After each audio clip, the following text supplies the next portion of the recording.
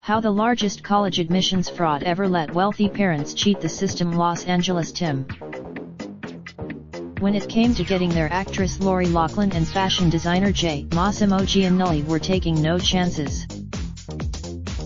The wealthy, glamorous couple were determined their girls would attend USC, a highly competitive school that offers seats only to a fraction of the thousands of students who apply each year. So they turned to William Singer and the side door the Newport Beach businessman said he had built into USC and other highly sought-after universities. $500,000. This is wonderful news. Loughlin emailed, according to a sweeping criminal investigation into fraudulent college admissions unveiled Tuesday. Loughlin and Giannulli are one of at least dozens of families who paid huge sums to take advantage of Singer's audacious scheme to gain access to exclusive schools through bribes and lies. Federal investigators said they have charged 50 people in the case, including the USC administrator who helped Loughlin's kids, and accomplices whom Singer allegedly paid to rig college admission test scores, as well as coaches at USC, UCLA, Stanford, and Yale. The charges stunned the upper echelons of American academia, heightening debate about accessing the country's best colleges amid intense competition in which merit alone is not enough to assure admission, even for students with perfect grade point averages and stellar resumes. The accusation: there was particular upheaval at USC, a campus already reeling from several scandals. Prosecutors the case names celebrities, corporate executives, investment bankers, business owners, top-tier lawyers, and even a best-selling author of parenting books. They sought Singer out. Andrew E. Lelling, the U.S. attorney in Massachusetts, called the defendants a catalog of wealth and privilege. Loughlin and Giannulli face charges, as well as actress Felicity Huffman and 30 other parents accused of hiring Singer to get their children into desired schools. Into custody early Tuesday morning at her home in Los Angeles. She was led away. In announcing the charges, Lelling said the year-long investigation is the largest of its kind in the country and left open the possibility that charges against more people could follow. Singer, 58, pleaded guilty Tuesday in a Boston courtroom to racketeering and other charges as part of a plea agreement with prosecutors.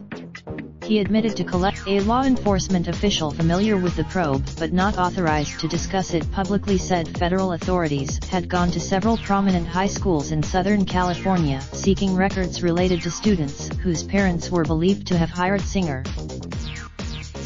In phone conversations with parents secretly recorded by agents, Singer boasted he had helped more than 850 students of the wealthy and powerful to lie their way into colleges in just 2 years.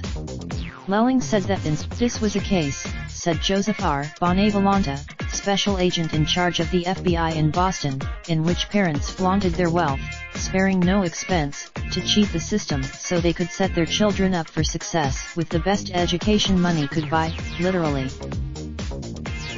Singer, who owns a college preparation company, ran his ploy through Key Worldwide Foundation, a charity he started in 2012, prosecutors said in court papers. The organization, in reality, however, Singer used the foundation to collect payments from parents and pay bribes, court records show. Because they were right, parents who worried their children would not score high enough on standardized tests were charged between $15,000 and $75,000 to put their fears to rest, according to court records. Singer instructed parents to petition for their children to be designated as having special needs that required them to be allotted additional time to take the exams. In at least one instance, then Singer would pay a contact at a private school in West Hollywood or one in Houston to arrange to administer the tests to students.